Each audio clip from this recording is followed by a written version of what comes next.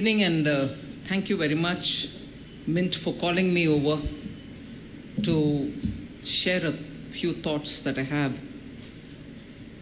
regarding the path to Vikasit Bharat. I think we have spoken about why Vikasit Bharat.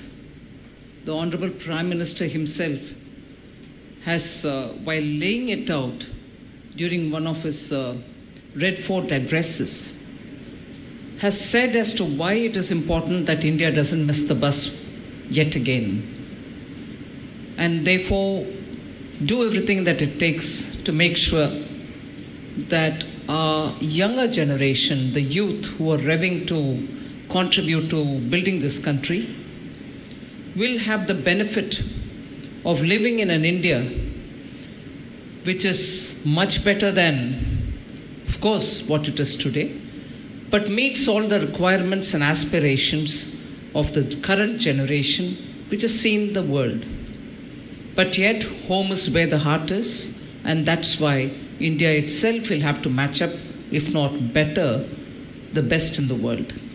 So Vikasit Bharat's underlying principle or necessity to have a goal of that sort is so obvious and all of us can appreciate it. But are we in a position to reach that, even with the given time of 25 years in between? And if it is possible to reach, what are those milestones which on the way we will have to attain as we keep going towards that goal?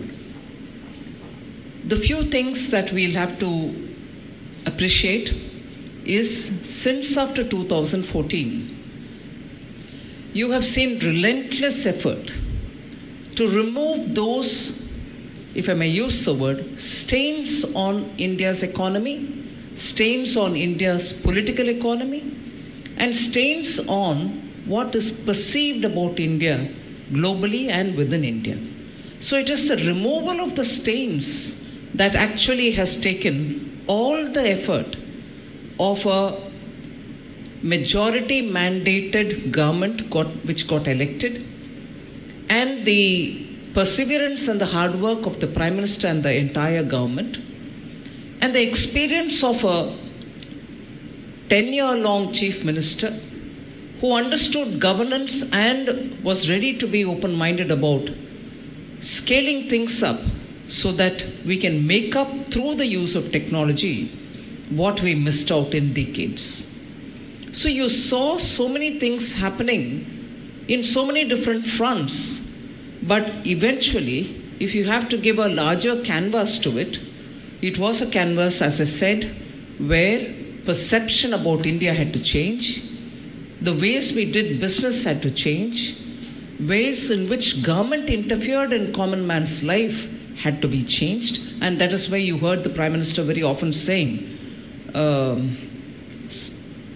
I'm searching for my words in Hindi, but सरकार का प्रभाव ज़्यादा भी होना नहीं चाहिए, अभाव भी नहीं होना चाहिए. So you need the government where it is required, but the government has to be somewhere at the background and not be overpowering the citizens' everyday life. So that required effort. If you would think that that is a straightforward thing, stay back. It doesn't happen that way, because well-entrenched systems required pulling up and also taking a step backward where government's intervention in our lives was not required. So very clear strategic interventions were made in the governance systems so that ease of doing business was one of the nice expressions used. But the idea was that reforms at the center will have to also be reforms in the state level. And now come the third term, it will be carried to the third layer of panchayat and urban local bodies. So if the first 5 years went in making sure that the stains are removed and better governance was brought in, using transparency, obtaining transparency using technology, and making sure that the technology-given identity for citizens is used for avoiding pilferage, you really bettered the system, toned up the system, And since you toned up the system, you had a system which could answer backward and forward so that you were able to trace every penny which is being spent. And very quickly, if I have to give you an example, by using direct benefit transfer, today I can confidently tell you, Government of India has saved something like 3 lakh crores from pilferages. If money had to go, it should go to the right person. Ghost accounts should be weeded out. People who didn't exist in the village cannot be receiving monies. And therefore, with the efficiency that which is enabled by technology, we have saved that kind of money. And saving means that you have more money to spend on projects which are waiting or welfare schemes which need to be elaborated on. So technology was adopted in every sphere of activity for the government to improve its governance. The foundation was laid on that. And also such legislations which made the country all come together, give solutions for our businesses, IBC, GST, were all steps taken in the first term itself. The second term, you had reforms continuing. A clear stated privatization policy was announced in the budget. And because of the privatization policy, we were able to say government is not going to be in chosen areas at the cost of private sector. The policy was very simple and straightforward. It said everywhere, every sector is opened up for private, and private sector therefore were welcome, even into areas in which they were not allowed to enter earlier, such as space, such as defense production. And you can see within 5 years what difference that has made in terms of the export of defense producers from India, in terms of the number of startups who are in space sector today, as a result of which today India has become one of those elite club of geospatial activities, which you wouldn't have had a couple of years ago with private participation. Yes, India did have a lead because of the government alone policy in space. But today, with the inputs coming from the private sector, it's becoming lots more versatile. That's the point I would like to underline there. So the private sector or the government's policy was very well laid out. That opened up avenues for more foreign direct investments to come into the country. The caps were removed for foreign direct investments in areas which for a very long time had remained at 26% or 49% and so on. With that, you find India receives a lot of foreign money today as joint venture partnership or direct investments themselves. So when they come for investment, they're not going to go away that easily. Or even if they want to sell off their part of the equity, there'll always be somebody else who's going to take their place. It's very different from the FIIs of the world or the FPIs of the world. So if the second term gave birth to such very well-considered opening up, banking sector's health was also improved. You find them now providing rich dividends to the government. Their NPA levels are coming down. They are only going to further come down in the next few months. With banking sector revving to perform, and banking sector, particularly the scheduled commercial banks, going back to doing their core business of lending and receiving deposits, and not getting into long-term, high-risk investments for which the government has come up with a bank which is for infrastructure funding and for development. The NABFED was the bank which India waited for a very long time, and because they have come into play, the banks can get back to making sure short and medium credits are the ones they're focusing on rather than looking at high long-term credit lending. And since there was a credit asset mismatch, you had the high risk of bank performance going down. That's now avoided because there's an institution taking care of it. So not just one reform, but a chain of reforms, each supporting the other, And as a result, the economy's foundations have got strengthened. As we do this, we've also identified those new sunrise sectors, which are the ones on which we are putting money. You heard for research and development, the Anusandhan Kosh that we've started with 1 lakh crore, which can be now put into a particular SPV, which will raise more resources and even fund risk-ridden, let's say, innovative work which is being done by private sector as well. It is not just for government work, R&D money for that. You also have green hydrogen mission, which has again got about 20,000 crores, which will be promoting green hydrogen. There are missions within the government and various departments which are promoting electric vehicles. Artificial intelligence is something which I mentioned in my budget, which is going to be sure a big leap forward for India. We will be setting up 3 major centers of excellence for artificial intelligence, and that will give us a good advantage in being world leaders in terms of our young being qualified in artificial intelligence and being ready to lead the world on various instruments and use cases that they can build out of artificial intelligence. If these are the ways in which we are building, there are genomics, geospatial areas, rare earths, renewable energy, all of which are getting high priority from the government.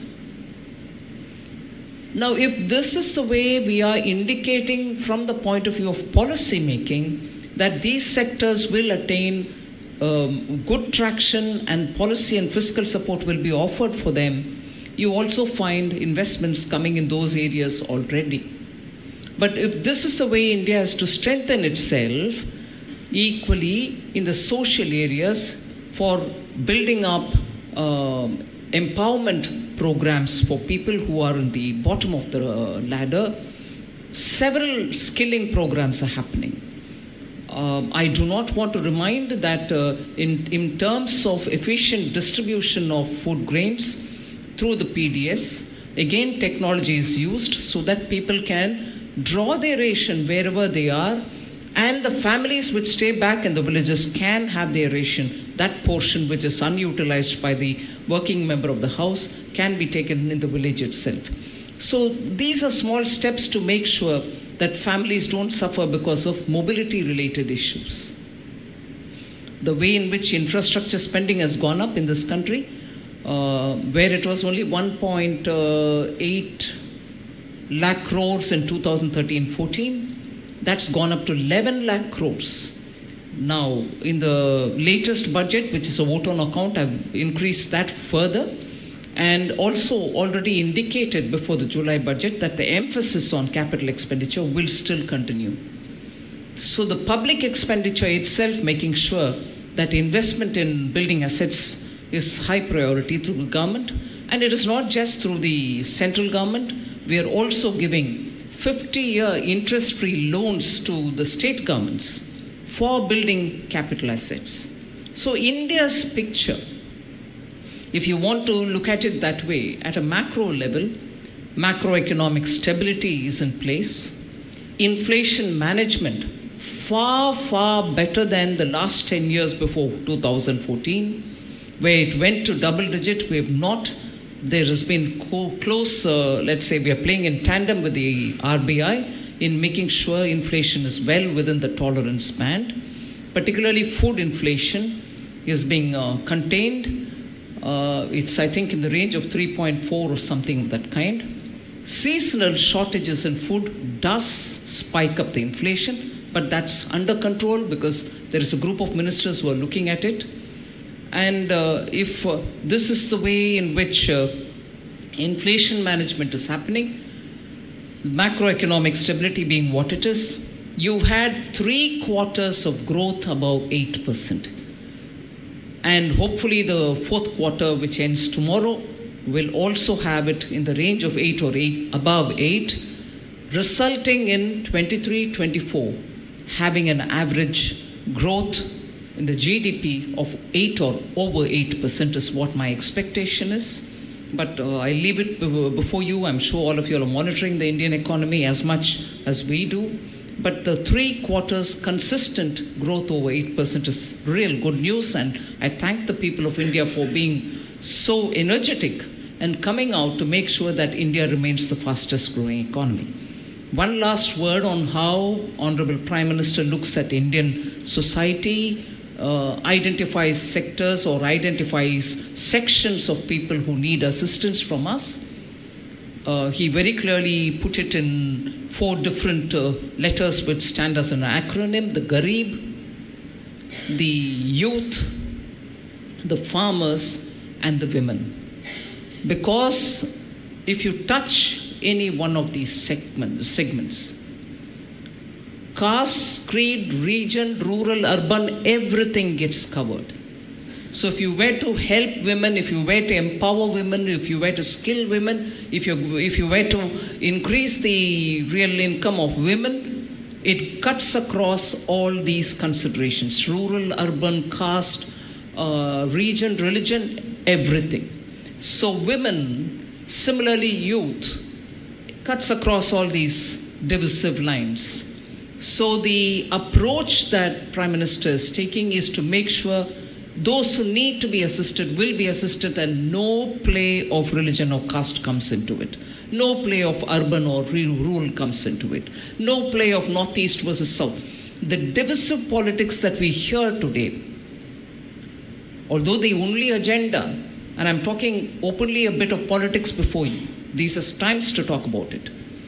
Whilst this is the canvas with which Honorable Prime Minister wants to give us that castle that we have to reach in 2047, and all of us will have a role to play. And these are the various sectors through which we want to build the strength of India, provide the youth the kind of support for their dreams and aspirations. The other side, shockingly, despite the benefit technology has given us, shockingly has one agenda which is a negative agenda: remove Modi. Is that one negative agenda? And the kind of divisive language with which India is now being treated again, which is what was done over 70 years, is this divide, north-south divide.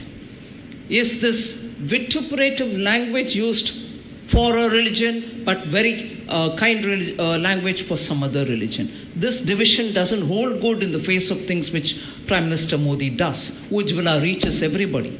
Toilets reaches everybody, not just the minority or the majority. So the alternative is the negative alternative of remove Modi, and the language through which we will remove Modi for them is the north-south debate, the caste debate back again, and also talking about only some privileges to be given to some sections because that's what is my vote bank. India's fed up of these sort of things. We don't want any of this. And in the last 10 years, we've proven that despite all the false allegations that they would put on the Prime Minister, there has not been one instance of discrimination in any of these criteria. Caste favoring, religion favoring, region favoring, none of that. People themselves concede that every benefit, every social welfare program has reached everybody. Every opportunity has reached everybody. There's more to do, I admit. And therefore, this is the Vikasit Bharat and the Yatra through which we want to reach there. The Yatra is not for us, the Yatra is for all Indians, so that we reach there and we owe it to the next generation that they have a better India in which we contribute and they build, and that is what all of us are going to see by 2047. Thank you very much.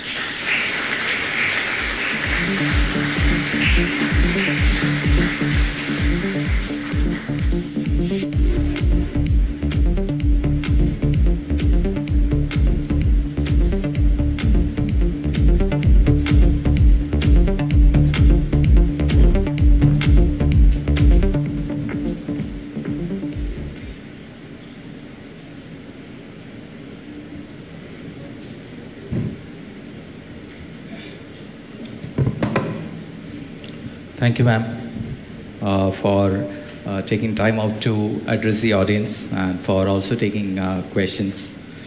One of the threads, I'll take up from the threads, from your speech. One of the things you said was on, the next set of reforms will be in Panchayat Raj and urban, governance bodies. So can you elaborate a little bit on that, please?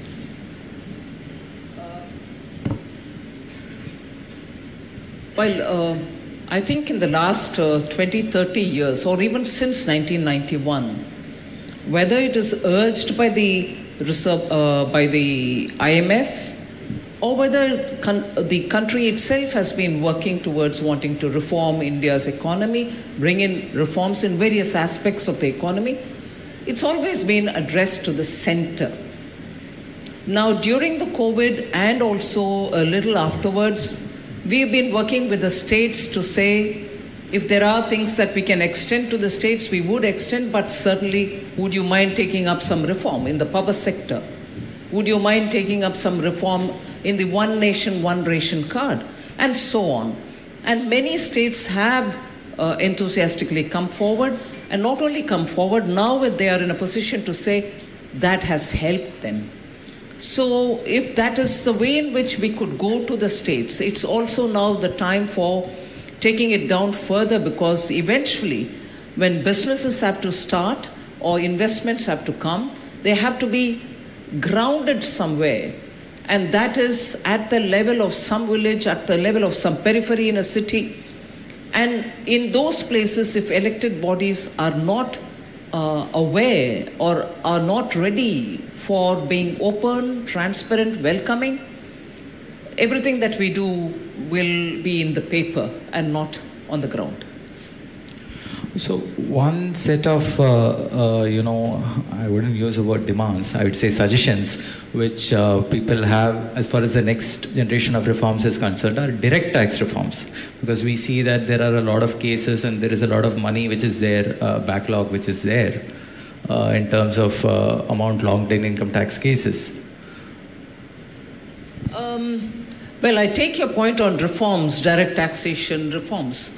But on the question of amounts being pending, cases lingering in the courts, by introducing the faceless system, we have very clearly indicated that we are looking at, and in fact there was a taxpayers charter which was introduced during one of the budgets, 21 if I remember correct. So I'm not closing anything to do with reforms, but the question of monies being held there or in the courts, the question has been partly addressed by the fact that we said cases cannot be opened beyond 6 years. And every time through the year, when notices are sent, so that that assessment year doesn't get time barred, by which time the IT sends, the CBDT sends the notice to the person, asking for explanation. If the explanation is fine, it is anyway dealt with by a faceless officer. And if it is fine, the matter ends there, or else somebody else comes into picture, again faceless, appeal happens. So an assessee doesn't have to keep records for 10 years, only 6 years, and beyond that it doesn't get open unless the amount there is substantial, or some search or some seizure somewhere has given some reason to think that this particular account has to be open because there has been something else which has come out, which requires the principal commissioner's specific clearance and permission. So that change was already brought in. In fact, I may take this opportunity to say that many notice which are being sent now is because they have to start honoring that 6-year time limitation, and the year which the last assessment which comes into the 6-year limitation beyond which they can't open up, this 31st March is when the time bar is imposed on the tax authorities themselves, meaning they can't open it up 1st April, day after tomorrow morning, on that year, which is 6 years now. So they are rushing a lot of these notices just to say, hey, I've asked you a question, reply, we'll take it up further. So it's not as if it's a new method of harassment. It is because the compliance for the board itself is now getting time barred, and they have to access people for whom information is not readily available. There is also another dimension. I'm sorry I'm taking a bit of a time on this. There's also another dimension here.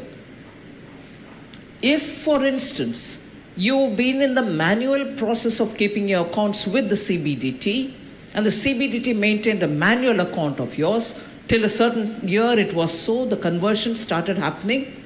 But in some areas and in some years, if the details are still in manual form, they are now being digitized, and therefore a question comes to you once again to say, look, we don't seem to have this patch of information about you, would you fill in? And if you fill in, that's the end of the story. But that is not a notice which has come to you because there's a suspicion. It's more the gap in data because of the transfer from the manual to the digital. So these are reasons why before 31st March, you have a flurry of notices going. So the changes are happening in direct taxation, but I take your point on reforms. You touched upon the North-South divide. One area where we can see that is in fiscal federalism, because it is increasingly becoming a contested area, especially when it comes to the southern states. One can argue part of it is politics, but then there are also some asymmetries in demographics and economic development. And some experts are suggesting that fiscal federalism has weakened after the Planning Commission went away, and now it rests on only one pillar, the Finance Commission. I mean, how do you think, what are your views, and do you think there are fault lines here that need to be resolved? So I would want journalists to put the facts out. Planning Commission strengthened fiscal federalism? Sorry, it was not even a statutory body. It was a body just like that, dispensing huge sums of money, meaning saying this state should get this kind of a project, that, and states came begging to the Planning Commission. Prime Minister Modi hated that. He said, why should we are elected governments, why should we go begging to the Planning Commission? Because it's not even an authority. And therefore, when the true purpose of that kind of a planning body was brought back in the Niti Aayog, you're a think tank for the government. Give us the advantage of which project to do regionally, or which projects to be taken up because of a concept, or which is the way in which we attract newer businesses, which are the states which have new leverages which they can use up, and which are the states which have to be reached out to because they have inherent challenges, and so on. So the idea of a planning body was restored, I would think, in the Niti Aayog, and the idea of elected state governments coming to the center, not to the central government, but to a body which was not even a statutory body, saying, please allot us. That was outrage. We lived with outrage for a very long time, and I think it is right that has been changed. I don't think it adversely affects the fiscal federalism of the country. But yet, yes, the point that you say, that because of performance, and this is one example only, of population, the weightage given for population-related matters in the Finance Commission's basket probably is proportionately more than others which deserve that kind of attention. So the states will have to negotiate with the Finance Commission, speaking about the earlier system and seeking something else better now, equally as much as the labor which comes from states such as Bihar, Jharkhand, Orissa, wouldn't come if they were also as efficient as the other states were in terms of population. So I'm not weighing in on one or the other much more than I should. But yes, I also come from the south. I understand in certain areas efficiencies have come in on a larger scale. That which efficiency probably doesn't exist in some parts of north. But that doesn't mean that we can speak in these terms of North and South. Each state has its own strengths. Each state has its own contribution to the GDP of this country. We need to pep all of them up. But the language used is very separatist, and I object to that. It's a big business now that the states will have to negotiate better with the Finance Commission to make them formulate something which will be fair and just. Because of this deteriorating, I would say, center-state relations, maybe not with all states, do you think it kinds of takes away from the efficiency of the capital expenditure projects in terms of implementation, as in we get less bang for the buck? If states and center work together, because they are responsible for the last mile connectivity or the last mile implementation, wouldn't it be better? How do you ensure that? Deteriorating center state? I'm sorry. Not at all. It's completely politicizing center states, and some states do it unabatedly, and they also approach the courts. And the courts, thank God, in this country speak the truth. And I take each such opportunity to go to the court with a document to tell them what has been done. Where has the discrimination been, if at all? I explained it in the court. Courts see it. So, deteriorating is not a language I want a fair-minded journalist to use. Politicizing center state, yes, you may want to say it, I'll also join you on it. So, sticking, in terms of capex, see, the government has been really pushing the pedal on capital expenditure, and you said that the emphasis will continue. But at the same time, you have also been signaling to the private sector to be more proactive in making fresh investments rather than waiting for a further improvement in demand conditions. What is the trend that you see here? What is the... private sector investments. No. What is the dash that I see here? The trend. I think we are losing out in terms of seeing where it is happening by seeing where it is not happening. Private sector is going in a big way in the new renewable energy sector. Private sector is also taking high risks, also looking at hydrogen, the green hydrogen, ammonia, semiconductors. Imagine 3 semiconductor investment over 1 lakh crore to start with. Private sector. That's not government investment. So actually, all of us will have to now be ready to look at sectors where private sector in India has already come forward, invested, shown that appetite to take high risks, and not keep looking at only integrated steel plants. Are they coming to do more on aluminium? Yes, that is also happening. Coal gasification is also happening through private sector. So I think India's private sector is investing in areas which are giving a newer investment opportunity, risk-ridden, but they are coming forward. We should start looking there and counting those. Which are the sectors you should think that I should say semiconductor, green hydrogen, solar, renewables, and also looking at materials, rare earths, genomics. They are there. AI. And also in medical diagnostic equipments, bringing back API into this country, which we lost out on. APIs are now, and also the key pharmaceutical producers. These are now new areas in which India's private sector is going in a big way and investing. That which was almost taken away to China from India, who were leaders in API, today are back. These are only private sector activities. So that is investment, but private consumption growth has also, not really. Oh, you didn't ask me on private investments. You did. So on consumption growth has also not really, it has been kind of suppressed in the last few quarters.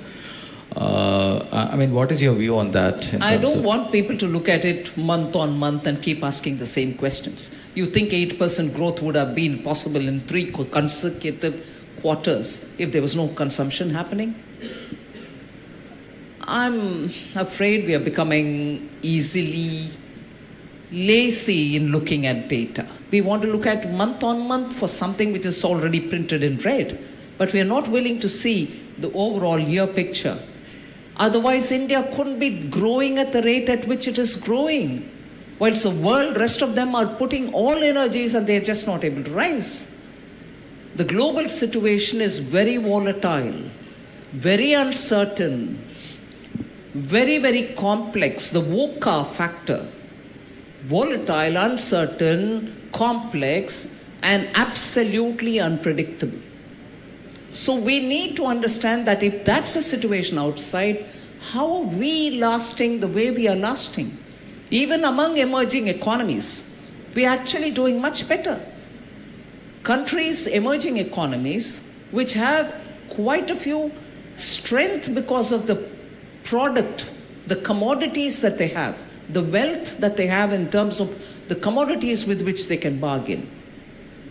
We are not even in that league in terms of the commodity richness. We still import a lot of our main requirements, but still we are the fastest growing.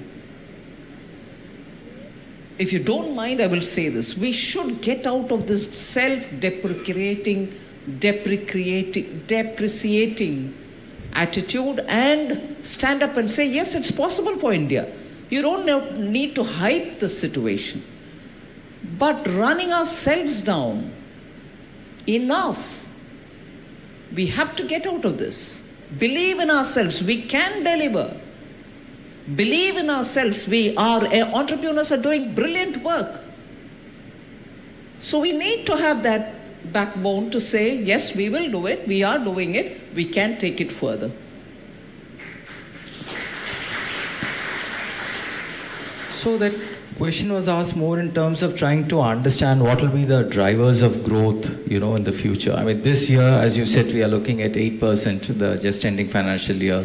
But if you have to look at the forthcoming financial year, I mean, what do you think will be the next big driver? I mean, let's not just look only at the next financial year, but over the next 5 years. I've fairly elaborated on those issues. If you're going to empower the women of this country, the youth of this country, and the farmers are given the strength, you're going to have agriculture, the rural areas all developing. And let us not forget the numbers here. By 2030, you're going to have 70 crore Indians in the middle class, meaning middle income group with purchasing power in their hand.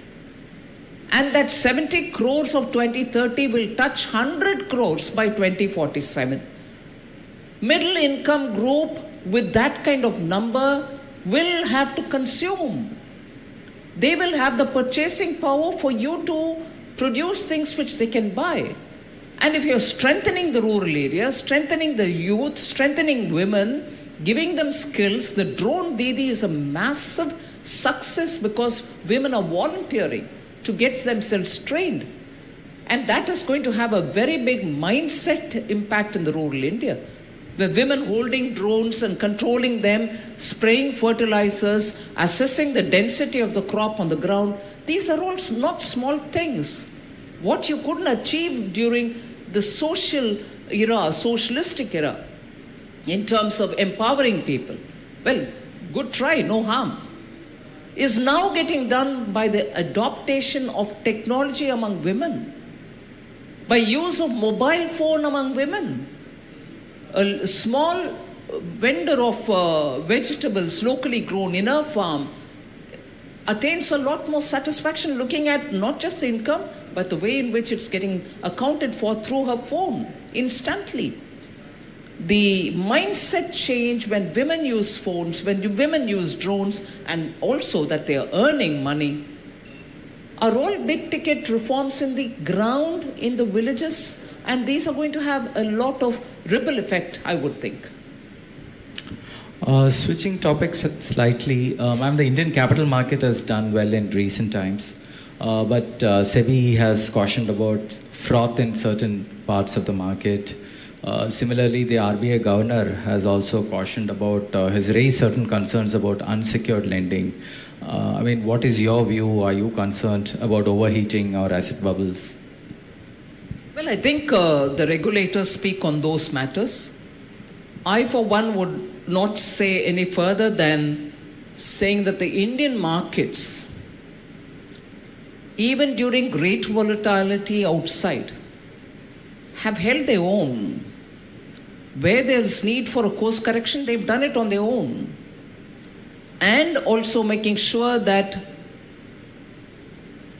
the way in which they handle it has also been very uniquely to India. The regulators will have to do their job. I'm not undermining that. But I think Indian markets have been lots more saner. Problems of overvaluation, is it short duration, is it froth, is it bubble, all that debate can go on. And silently, I'm sure the regulators will handle it. So the government has done well to bring back financial stability, especially after the days of the twin balance sheet crisis. However, in public sector banks, do you think certain reform agenda are unfinished? I mean, what are your thoughts? No, private sector banks are now being nudged to be a lot more professional in handling their affairs.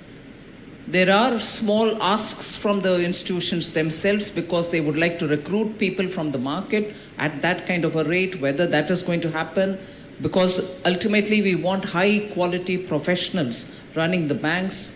The banks have now come to stand on their own. They are able to go to the market, raise monies for their developmental activities. They are no longer looking at government to infuse capital every year. So those will continue. Okay. And globally, global bond markets are pretty excited about India. However, you have been very cautious to do anything, to facilitate inclusion of Indian bonds in global indices. Can you explain the thinking behind that? As in, we haven't really gone out of the way to ensure that this happens. There are two things which I'll just give as a broad observation. India may not necessarily be the bond kind of a question, but the fact that our external borrowings have always been well within the limit and we still address issues of concern within the country is a fact that we'll have to bear in our minds. Two, the participation in our bond market is a lot more buoyant nowadays, even within India. All right, we've opened up to an extent. We'll watch that space. We're not close-minded about anything. Right. Ma'am, can we take some questions from the audience? Questions. Yes. Good evening, ma'am. Right here. So, ma'am, as an education entrepreneur who's setting up schools in tier 2, tier 3 cities, one of the main constraints in the industry is access to private capital, which is capped because of the trust and society structure. Now, when we speak about Viksit Bharat, the whole dream of demographic dividend will be realized if we provide enough skills to the young, for which we need quality schools to really exponentially grow. For that, private capital would be needed, especially to solve the real estate problem, which is the first problem when you set up incremental schools. So is the government thinking of allowing private limited companies to set up schools and or allowing FDI into the school space to answer this problem? Well, I think the new education policy somewhat addresses this issue, but not the core issue of trust and society format with which education institutions have to be run. And it is that specific issue that you are raising. I can see a lot of difference playing out in the way in which education is expanding in India, and the new education policy to a large extent has infused quite a lot of oxygen into the system. But on the core issue of whether we are going to be able to get out of that requirement of a society or a trust as a prerequisite for education institutions, I'll have to wait and see how the HRD is going to handle it. So let's see. Thank you, ma'am. Thank you for your inspiring words. I must say, all the work which you're doing, we're all beneficiaries of it sitting in India. The one question I had for you, you spoke about VUCA world, right? And people, and geopolitics has never been more uncertain and volatile as it is today. Now we are fairly insulated, but there's one thread where we do connect with the world, which is oil. Now, should the geopolitics worsen and oil prices go towards 125, 120, 130 barrels a day, how does government think about it? Give us some framework on its dependence, its play on currency, and what's the government's internal thinking to be a bit more insulated on the oil front? I think first answer for that is India's own production from the offshore wells is now going up. There are monthly fluctuations, but I think the emphasis given that we should also produce oil for our own is a point that I would like to place on the table. The other is, I think there's been this attempt to understand the government's numbers by asking, will you be concerned if it crosses $100? Will you be concerned, or you made provision in the budget if it is 110? These are more like telling me that, will you stop buying oil if it is 120? Can I stop it? No. It's a question of how do I fund it? It's also a question of how do I not transfer the burden to the common people of India. It's a question of how much of strategic reserve do I have, so that if there is that kind of a spike, how long will it last? Till that time, will I be able to use my strategic reserve, and so on. So there is no one single answer to it. As long as all of us are conscious of it and the governance policy making is seized of that uncertainty, I think we'll be able to face it. Hello, ma'am. I'm Bhavish, Equitas Capital. First of all, thank you so much for all the efforts being taken by the government to take where it is, and your clarity on the vision that you have. We touched upon direct taxes reforms, but just to kind of, the developed nations have much lower tax rates than India has, and as we progress towards Viksit Bharat, how do you see this trend coming along? I mean, there's a Laffer's curve also, which results in lower taxes, resulting in higher revenues for the government. What are the key indicators that you see that will, in the economic indicators, that will result in taxes coming on? We all love paying taxes, especially for the efforts the government is doing for infrastructure building, etc. But how do you see this panning out? It's not a pleasant answer to give.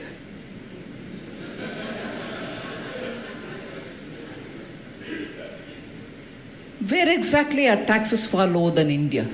I'm talking of the direct taxes. US is an example people quote me very often.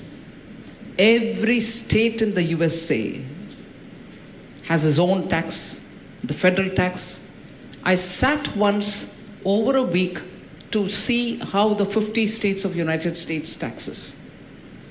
In some cases, it is beyond 80%, both put together. I'm not saying I'm imitating or copying one country or the other. In general, this idea of India's taxes are very high. And I don't want to say, I won't consider any further reduction at all, God knows. Meaning July budget will have to take on board all these voices that you hear. And whoever the finance minister will present it in July will have to keep that in mind. But the fact remains that this is a country which saw 97% tax pre-91.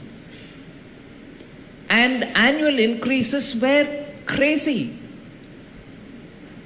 After 2014, irrespective of the desperation in the situation in spite of COVID and other things, Prime Minister Modi's one and only line was, you shall not increase.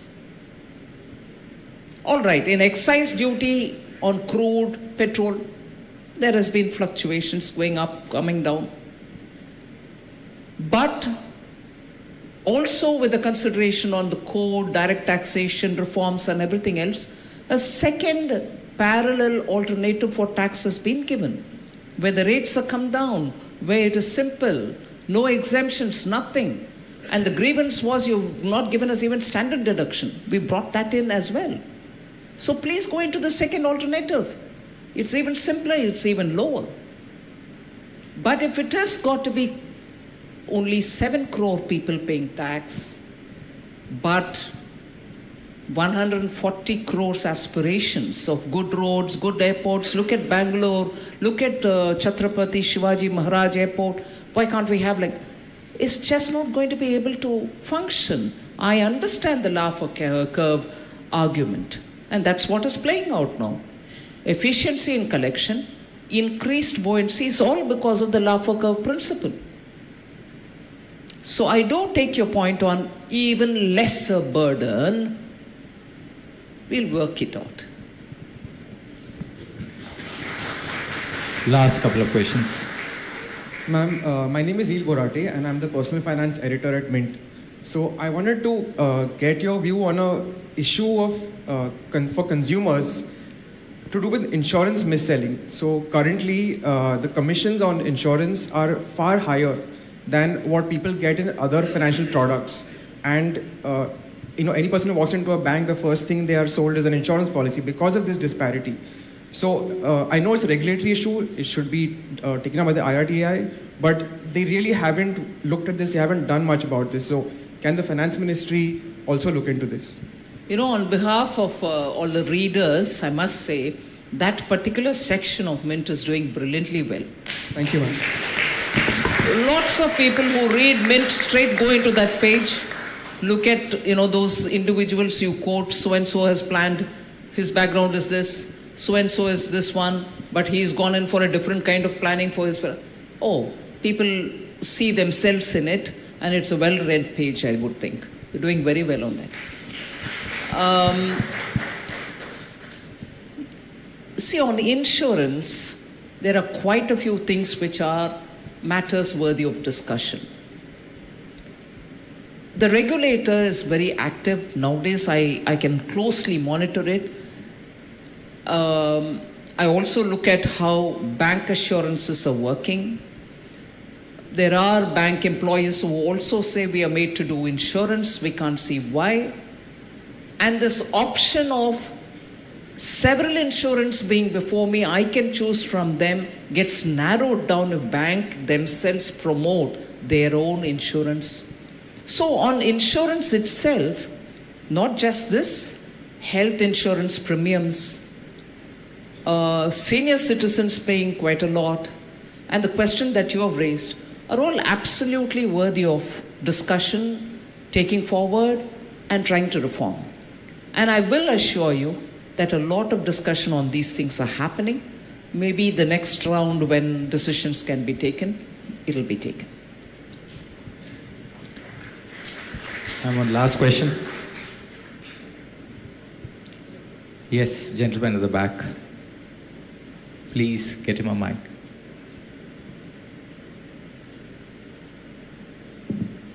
Ma'am, thank you for your address. You had talked about Viksit Bharat. We are all talking about 2047. Now, the key question is, you mentioned some states, the eastern states, eastern UP, Bihar, Jharkhand, West Bengal, and to a certain extent Orissa, and maybe the northeast. We need a good raise in the income levels there. Has the government got any thoughts on what to do in these states, apart from paying all those direct benefit transfers, roads, and all those other things? Thank you. I think the government has already started doing. The fact that in spite of having announced public sector enterprises policy, the restoration of the refineries and also the fertilizer companies in that area, Baroni, Gorakhpur, and bringing gas pipeline connection for all of them so that their production is going to be efficient and that it serves India's own fertilizer requirement, are very clearly indicating that eastern region will have to have a mixed bag of approach. An approach which is not going to be straight one line, but various routes will have to be adopted. Public sector investments, investment in capital asset creation, also looking at how farm in those areas can benefit by modernization, ensuring that newer industries go there. So the one line which Honorable Prime Minister used, and I think it indicates everything, that he plans for I'm not talking of Northeast, plans for the eastern region, Orissa, Jharkhand, Bihar, and Bengal, is that they have to become the engine of our growth. You just need that power to pull the entire economy, which means we are just not trying to talk about uplifting them, but we want them to be so empowered that they can be the triggers of further and further growth, which means our approach is not going to be one line. Our approach is not just going to be waiting for private investments. Our approach is not going to be just setting up one mother industry and running away. It's going to be through all other ways in which that region can get what it deserves. Thank you, ma'am, for taking time out today and being here with us and answering all questions patiently. Ladies and gentlemen, Ms. Nirmala Sitharaman, the Honorable Minister of Finance and Corporate. Thank you very much, ma'am. Ma'am, please accept this token of our deep gratitude and appreciation on behalf of Mint and every person in this room. Ladies and gentlemen, can we have a thunderous round of applause for Honorable Minister of Finance and Corporate Affairs, Smt Nirmala Sitharaman. Thank you very much, ma'am. Thank you so much. Enjoy the rest of the evening.